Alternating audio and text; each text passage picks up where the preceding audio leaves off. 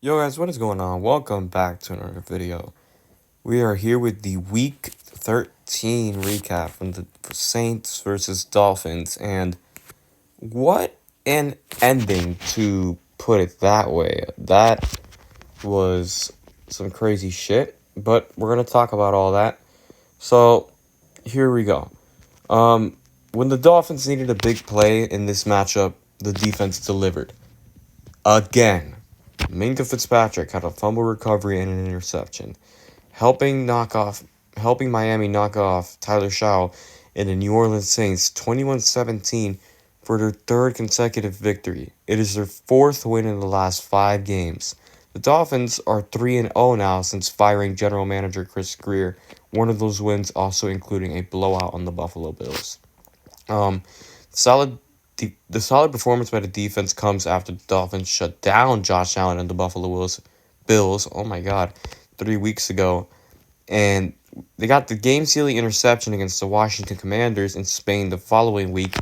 Kudos to Jack Jones and the game-winning field goal. So this team has improved defensively a lot from the beginning of the year because it was bad in the beginning of the year. Devon Achane, 134 yards rushing and a touchdown for the now 5-7 Miami Dolphins, who now keep their slim playoff hopes alive. The Saints, on the other hand, now 2-10, have lost 6 of the last 7. No pun intended. The Saints trailed 16-0 at halftime, but they closed to 19-17. And here's where it gets crazy. With 1:17 remaining on Shaw's 15-yard touchdown pass to Devon Valley. I think that's how you say his name. I don't remember. I think that's what it was. Shaw was picked off by Minka Fitzpatrick on the 2-point try, and the safety returned it to the opposite end zone to give Miami 2 points, making the game 21-17. Then, once you think that this game is over, the rookie quarterback now gets another shot after the Saints recovered an ensuing onside kick by Charlie Smith. That was a very bad call because I don't think he got past the line, by the way. So, I don't agree with that call, but they also were not ready for the onside kick, so that is also their fault on their end. But defense again gets a stop on 4th and 1 at the Dolphins 36 to end this game. Smith connected on a 56-yard field goal earlier in the game to make it 19-11. 6:08 remaining before Shaw nearly completed the comeback.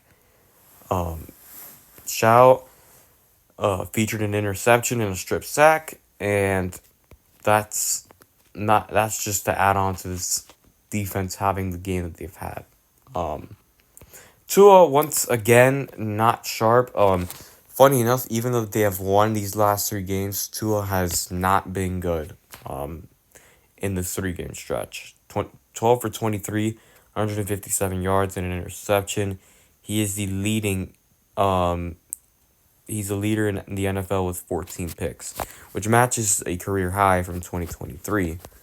In this 3-game stretch, Tua has thrown more interceptions than touchdowns. Three interceptions, only 2 touchdowns in that stretch. He's basically only put up like 165 and a half passing yards a game because he had 170 and then now 156. I think that's what it was. 157 actually.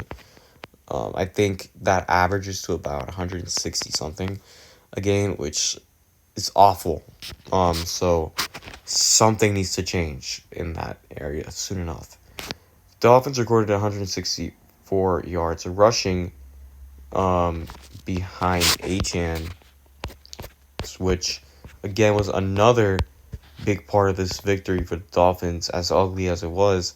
For the first time in his 3-year career, he topped 1,000 yards. Congratulations to him on that.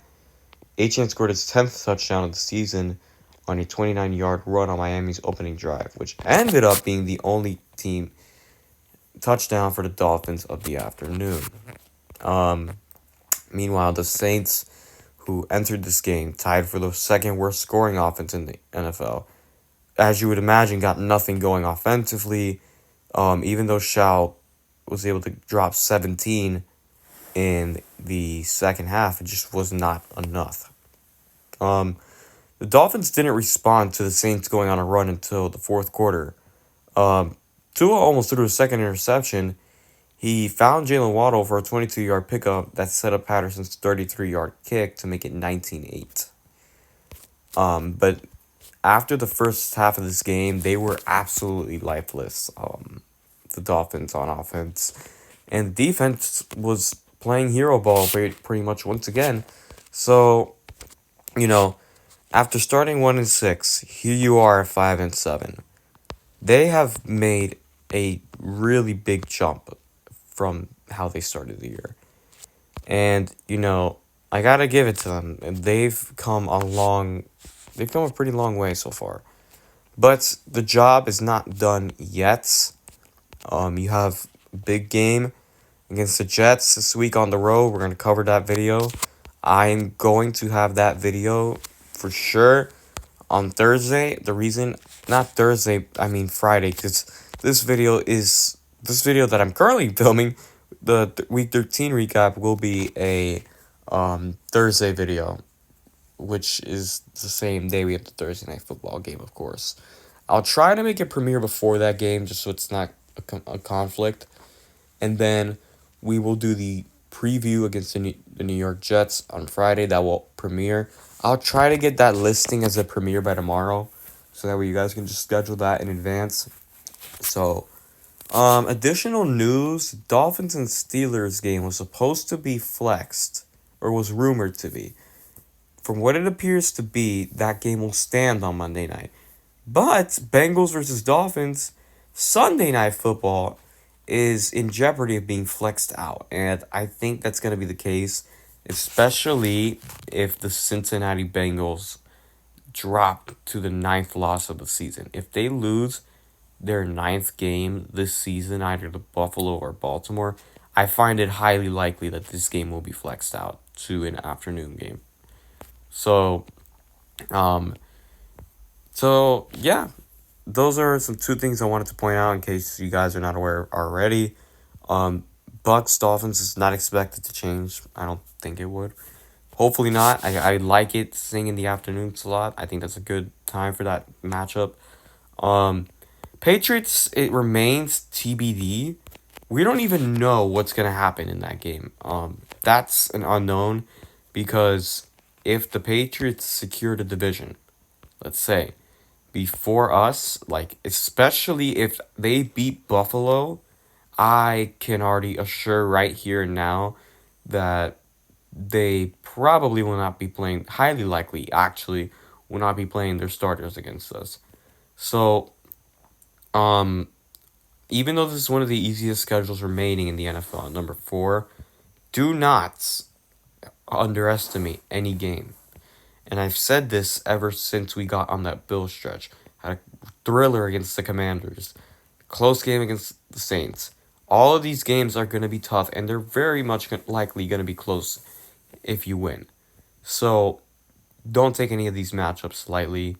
Whether you're on the team or you're a fan perspective, just do not take these matchups lightly, because every game will be tough the rest of the way. So, that being said, thank you guys for watching, and I'll see you guys in the next video. Peace out.